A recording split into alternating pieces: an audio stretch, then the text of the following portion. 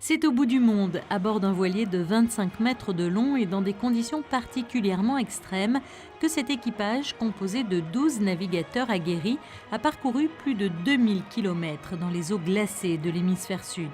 Après avoir traversé le passage de Drake, l'une des routes maritimes les plus dangereuses du monde, et après avoir essuyé plusieurs tempêtes, le monégasque David Gamba a vécu cette expédition de manière intense. Une expérience certes très difficile, mais des plus instructives. Sa mission à bord, observer les mammifères marins en temps réel et à l'état sauvage, afin de les répertorier pour transmettre ces informations aux scientifiques. À l'heure actuelle, les différentes observations des cétacés qui ont été faites, donc de baleines, ont été envoyées sur une base de données qui s'appelle Happy Whales, qui au niveau mondial en fait cherche à plotter grâce à la photo-identification, c'est-à-dire on prend une photo, on essaie de voir si cet animal est déjà connu grâce à des marqueurs uniques. Et là, ces photos-là sont en phase d'analyse pour savoir si effectivement on n'aurait pas rencontré une baleine qui était vue peut-être 6 mois avant sur la côte ouest des États-Unis ou peut-être devant l'Argentine ou le Brésil.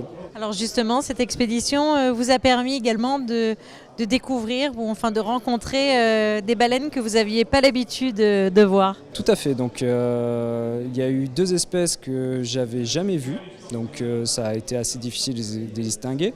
Donc déjà mes premières baleines bleues, donc là c'est super parce que bon, c'est quand même l'animal le plus gros de la planète et ayant jamais existé.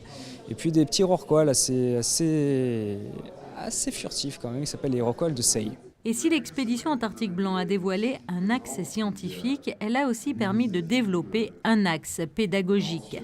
Les enfants et adolescents de la section sportive du Yacht Club de Monaco ont pu échanger à 2 reprises par téléphone avec l'équipage et se rendre compte des conditions extrêmes et des découvertes concernant les mammifères notamment.